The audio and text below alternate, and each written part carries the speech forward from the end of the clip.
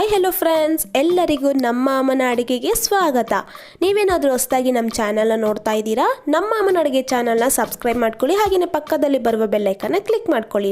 ಯಾರೆಲ್ಲ ನಮ್ಮ ಚಾನಲ್ಗೆ ಸಬ್ಸ್ಕ್ರೈಬ್ ಮಾಡ್ಕೊಂಡಿದ್ದೀರಾ ಎಲ್ಲರಿಗೂ ಧನ್ಯವಾದಗಳು.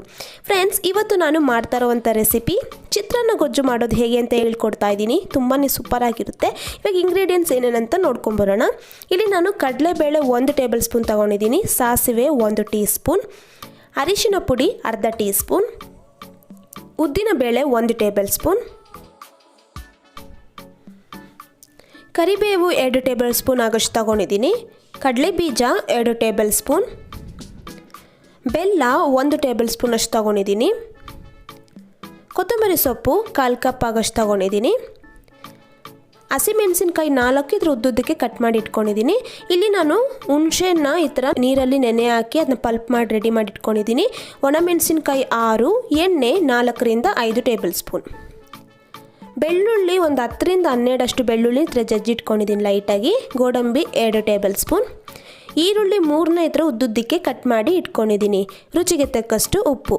ಮಾಡುವ ವಿಧಾನ: ಮೊದಲು ಸ್ಟವ್ ಹಚ್ಚಿ ನಾನೊಂದು ಕಡಾಯಿ ಇಟ್ಕೊಂಡಿದ್ದೀನಿ. ಇವಾಗ ಇದಕ್ಕೆ ನಾನು ಎಣ್ಣೆನ ಹಾಕ್ಕೊತಾ ಇದ್ದೀನಿ.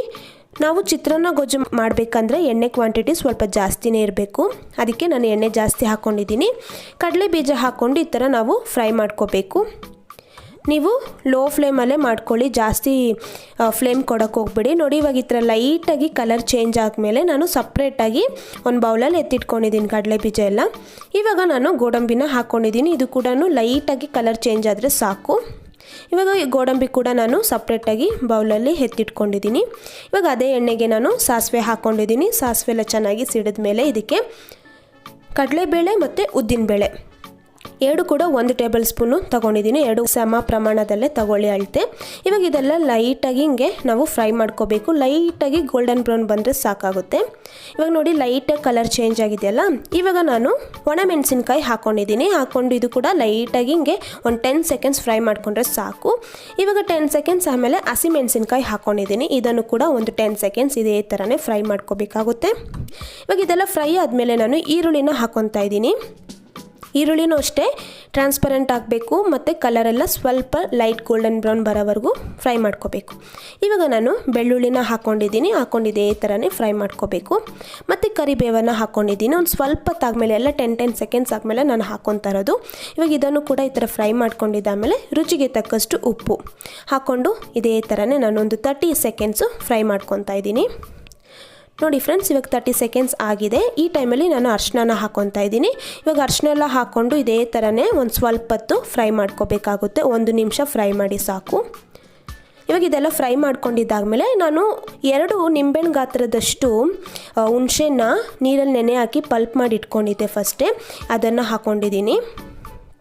ನೋಡಿ, ಈ ಥರ ಚೆನ್ನಾಗಿ ಸ್ವಲ್ಪ ಹೊತ್ತು ಈ ಥರ ಮಿಕ್ಸ್ ಮಾಡ್ಕೊಂಡಿದ್ದಾದಮೇಲೆ ಬೆಲ್ಲನ ಹಾಕ್ಕೊತಾ ಇದ್ದೀನಿ. ಬೆಲ್ಲ ಹಾಕೋದ್ರಿಂದ ನಾವು ಹುಣಸೆಹಣ್ಣು ಹಾಕಿರೋದು ಬ್ಯಾಲೆನ್ಸ್ ಆಗುತ್ತೆ, ಟೇಸ್ಟು ಚೆನ್ನಾಗಿರುತ್ತೆ. ಇವಾಗ ಒಂದು ಸ್ವಲ್ಪ ಹೊತ್ತು 1 ನಿಮಿಷ ಇದೇ ಥರ ಈ ಥರ ಮಿಕ್ಸ್ ಮಾಡ್ಕೊತಾ ಇದ್ದರೆ ಸರಿ ಹೋಗುತ್ತೆ. ಇವಾಗ ನಾನು ಲಾಸ್ಟಿಗೆ ಕೊತ್ತಂಬರಿ ಸೊಪ್ಪು ಹಾಕ್ಕೊತಾ ಇದ್ದೀನಿ. ನೋಡಿ, ನಾವು ಇದು ಎಣ್ಣೆ ಬಿಡೋವರೆಗೂ ಈ ಥರ ಸ್ವಲ್ಪ ಹೊತ್ತು ಫ್ರೈ ಮಾಡಿಕೊಂಡ್ರೆ ಸಾಕಾಗುತ್ತೆ. ನೋಡಿ, ಇವಾಗ ಎಣ್ಣೆ ಎಲ್ಲ ಚೆನ್ನಾಗಿ ಬಿಟ್ಟಿದೆ ಅಲ್ವಾ. ಇವಾಗ ಚಿತ್ರಾನ್ನ ಗೊಜ್ಜೆಲ್ಲ ರೆಡಿ ಆಗಿದೆ. ಲಾಸ್ಟಿಗೆ ನಾನು ಕಡಲೆ ಬೀಜ ಗೋಡಂಬಿ ಮೊದಲೇ ಫ್ರೈ ಮಾಡಿ ಇಟ್ಕೊಂಡಿದ್ನಲ್ಲ, ಅದನ್ನ ಹಾಕ್ಕೊತಾ ಇದ್ದೀನಿ. ನಿಮಗೆ ಬೇಕಂದರೆ ಯಾವಾಗ ಚಿತ್ರಾನ್ನ ಅನ್ನಗೆ ಮಿಕ್ಸ್ ಮಾಡಿಕೊಂಡು ಗೊಜ್ಜನ್ನ ಕಲಿಸ್ಕೊತೀರಾ ಆವಾಗ ಹಾಕ್ಕೊಳ್ಳಿ, ಆವಾಗ ಕ್ರಿಸ್ಪಿಯಾಗಿರುತ್ತೆ ಕಡಲೆ ಬೀಜ ಗೋಡಂಬಿ ಎಲ್ಲ. ಇವಾಗ ನಾನು ಸರ್ವಿಂಗ್ ಬೌಲ್ಗೆ ಹಾಕ್ಕೊತಾ ಇದ್ದೀನಿ. ಈ ಗೊಜ್ಜು ಬಂದು 2 ವಾರ ಗಂಟ ಸ್ಟೋರ್ ಮಾಡ್ಕೋಬೋದು. ನಾವು ಈರುಳ್ಳಿ ಹಾಕಿರೋದ್ರಿಂದ ನೀವು ಔಟ್ಸೈಡ್ ಇಡೋಕ್ಕೆ ಹೋಗಬೇಡಿ. ಹೇಟೆಡ್ ಬಾಕ್ಸಲ್ಲಿ ಫ್ರಿಜ್ಜಲ್ಲಿ ಹಾಕಿಟ್ರೆ ನಮಗೆ 2ರಿಂದ 3 ವಾರವರೆಗೂ ನಾವು ಇದು ಗೊಜ್ಜನ್ನ ಯೂಸ್ ಮಾಡ್ಕೋಬೋದು. ಇವಾಗ ನೋಡಿ, ನಾನು ಅನ್ನಗೆ ಕಲಸಿ ತೋರಿಸ್ತಾ ಇದ್ದೀನಿ. ನೀವೇನಾದರೂ ಟ್ರಿಪ್ಪಿಗೆ ಹೋಗ್ತೀರಾ ಅಂದರೆ ಈ ಥರ ಗೊಜ್ಜು ಮಾಡ್ಕೋಬೋದು. ಹಾಗೆಯೇ ನೀವೇನಾದರೂ ಕೆಲಸಕ್ಕೆ ಹೋಗ್ತಾ ಇದ್ದೀರಾ ಅಂತಂದರೆ ಈ ಥರ ಗೊಜ್ಜು ಮಾಡಿ ಇಟ್ಕೊಂಡು ಬೆಳಗ್ಗೆ ಬಿಸಿ ಬಿಸಿ ಅನ್ನಗೆ ಮಿಕ್ಸ್ ಮಾಡಿಕೊಂಡು ಆರಾಮಾಗಿ ತೊಗೊಂಡೋಗ್ಬೋದು. ಬೇಗನೆ ಆಗುತ್ತೆ, ತುಂಬಾ ಚೆನ್ನಾಗಿರುತ್ತೆ ಟೇಸ್ಟು.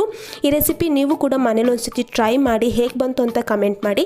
ಹಾಗೆಯೇ ನಮ್ಮ ಅಮ್ಮನ ಅಡುಗೆ ಚಾನಲ್ನ ಸಬ್ಸ್ಕ್ರೈಬ್ ಮಾಡ್ಕೊಳ್ಳಿ. ಪಕ್ಕದಲ್ಲಿ ಬರುವ ಬೆಲ್ ಐಕನ್ನ ಕ್ಲಿಕ್ ಮಾಡೋದು ಮಾತ್ರ ಮರಿಬೇಡಿ. ಈ ವಿಡಿಯೋ ನೋಡಿರುವ ಎಲ್ಲ ವೀಕ್ಷಕರಿಗೂ ಧನ್ಯವಾದಗಳು.